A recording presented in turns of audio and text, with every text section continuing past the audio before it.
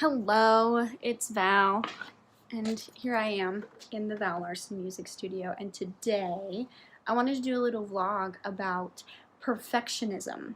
First, I'm going to start with this really great grid that I found when I was first noticing how bad my perfectionism was/is, and I printed it out and I put it on my wall, and I'll link it in the bottom in the description here so that if you need some reminders on healthy perfectionism, you can use it. It has 3 columns. One is just like the category of your life, and then the next column is healthy perfectionism, and then the next column is neurotic perfectionism.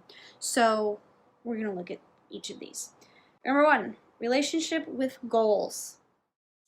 Healthy perfectionism looks like this. You feel positively motivated by your goals. There's a sense of excitement and joy as you work on them. That sounds nice, right? Have goals where you feel excited about moving forward.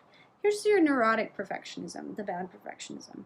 You often feel weighed down by your goals. There's a sense of fear that you may not succeed or do as well as you like. Whew, that's a rough one, right?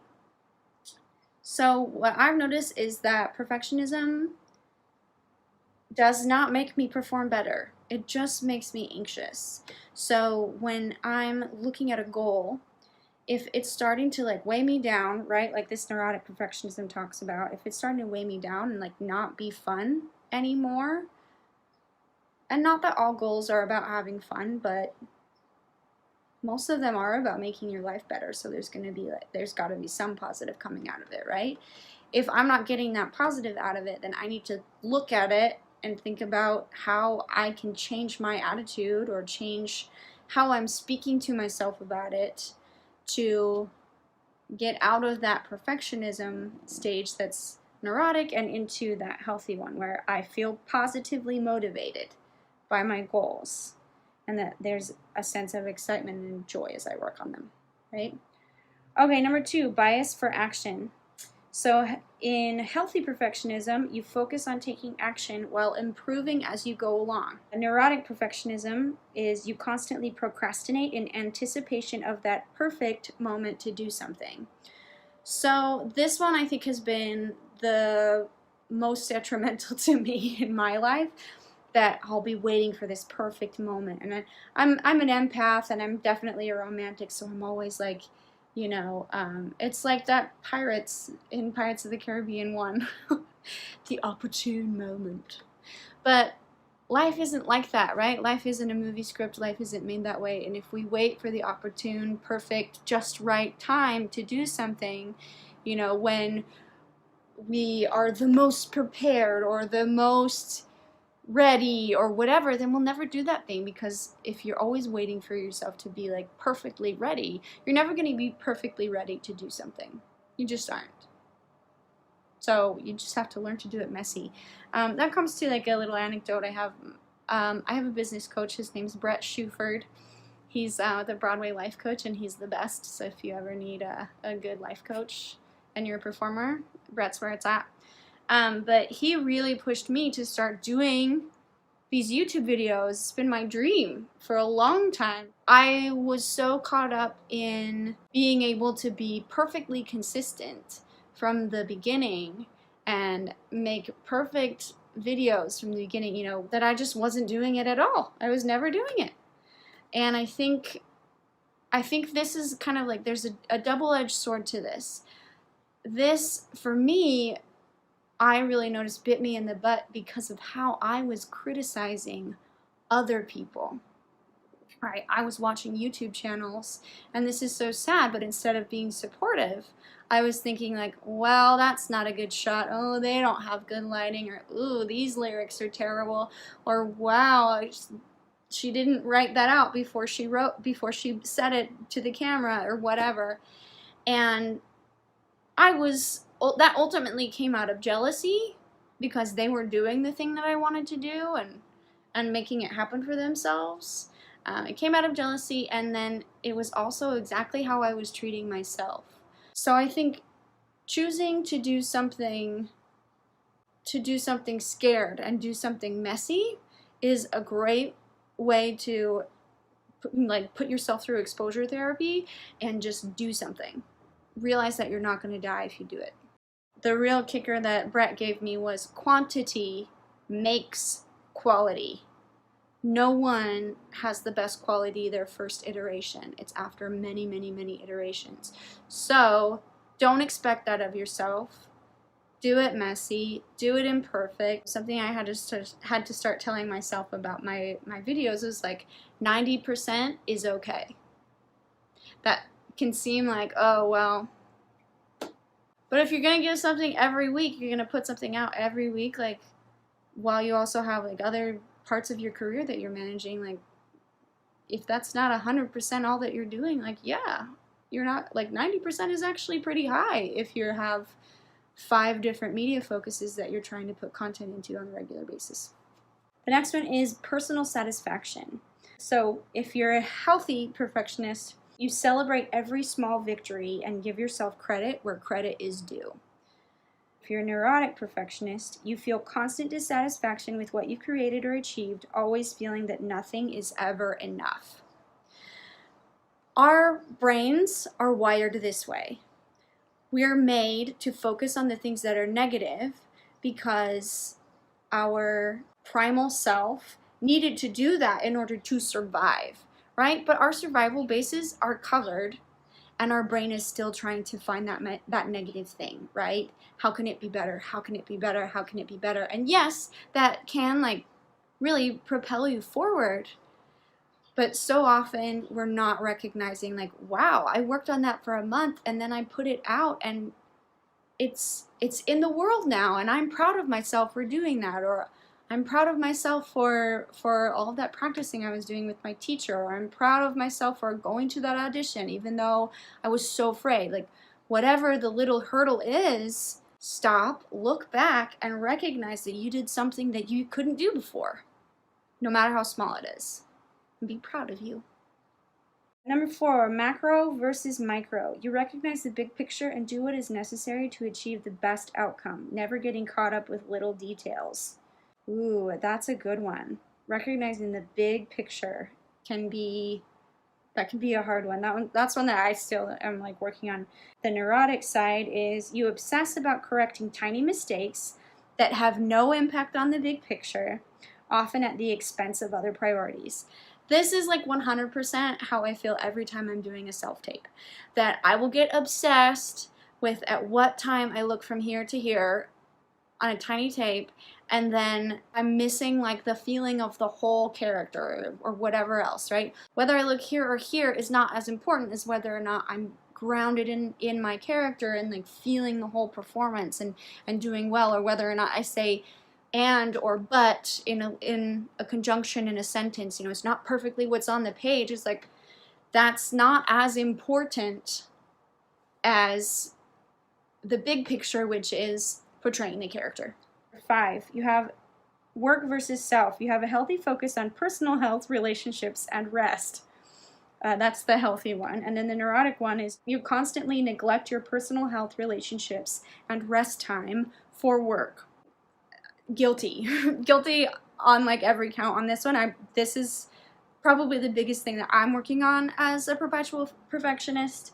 I will often get myself like overcommitted to things. Perfectionism and codependence are like really related, right? Codependence being like a people pleaser and a yes person, and having your happiness depend on whether or not you have directly made someone else happy, right?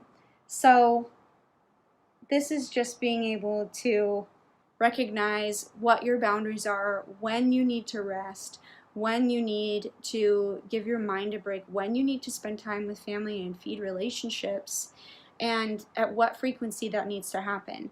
I do everything I can to give myself the evenings free, pretty much from 8 to 10. I try. I try. I'm not perfect. Ha! I'm not perfect, and that's okay. I try to give myself 8 to 10 free, and then I've been really working hard to give myself Saturday and Sunday free. I am a multi-entrepreneur, so I like to do like, I'm running several different like big projects, and so that is really hard for me to do. but I always make sure that I do spend at least a few hours with my boyfriend on Saturday, and that Sunday is fairly free as well. Awesome. Perfectionists, we have to set that time aside and really push ourselves to do it. Number 6, attitude toward failures.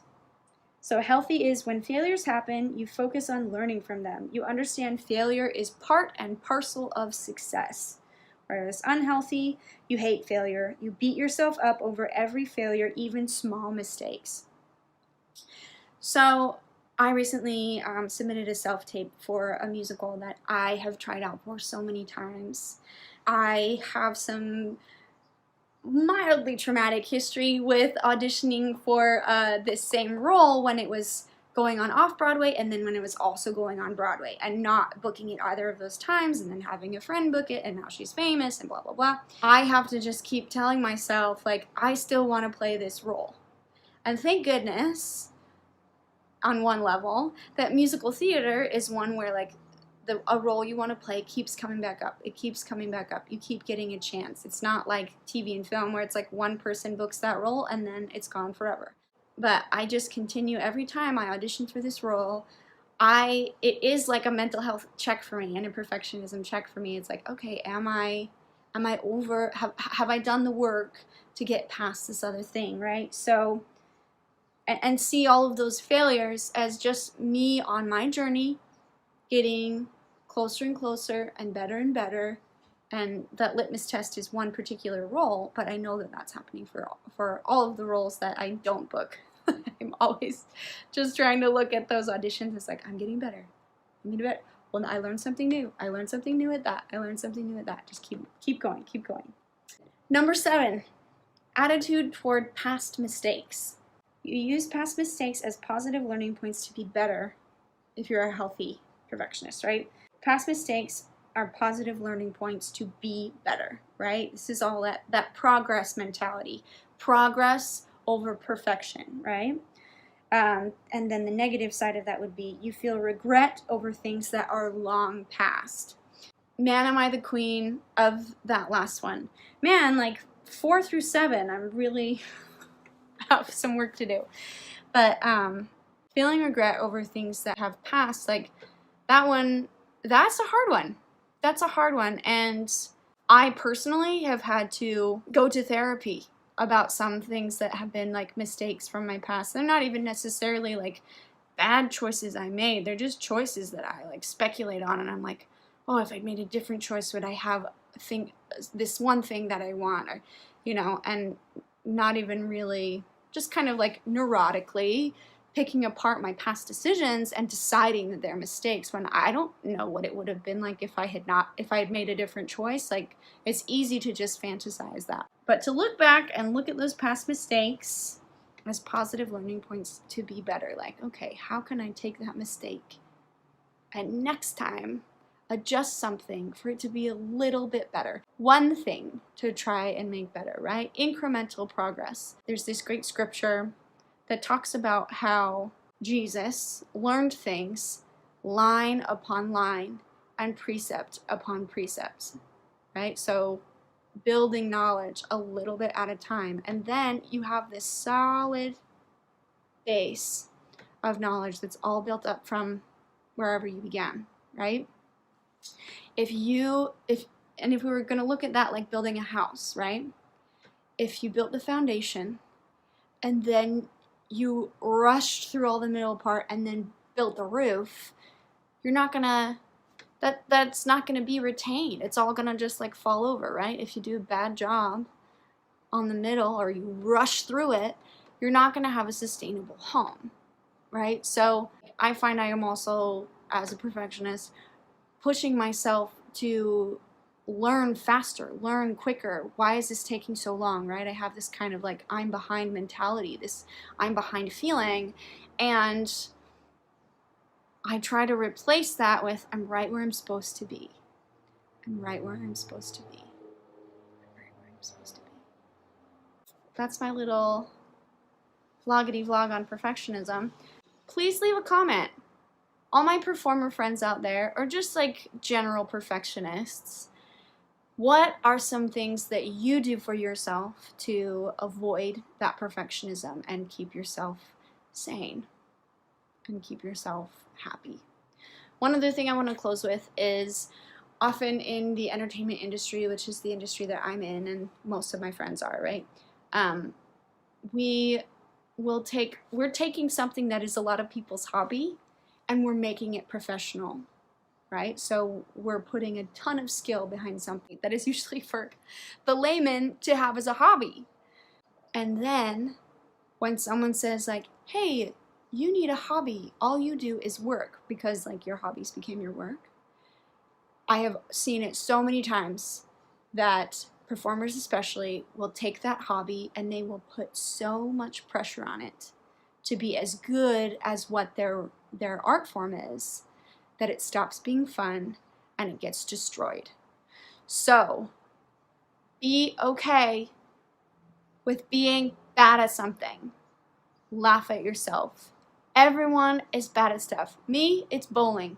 Every time I go bowling with somebody, I have to like decide that I am okay at sucking at this. I am okay at sucking at this. Because you know what?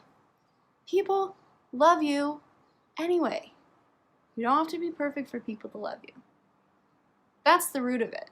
That's always the root of it. You want to be perfect so that you can't be rejected. I'm the queen of that mantra. And it started when I was really young. So young. Probably like 4 or earlier. That I thought I needed to be perfect so that I could avoid ever being rejected. And you know what? It's a lot easier to embrace love than run from rejection. So, when it comes to your perfectionism, how can you reach a place where you are allowing yourself to feel all of the love that is available to you instead of telling yourself that you don't deserve it because you're not perfect yet? You are perfect. You are already perfect. You are enough. You are enough. You are enough to have great things, to book great gigs, to have great relationships, just as you are. You are enough just as you are. Remember that. See you next week.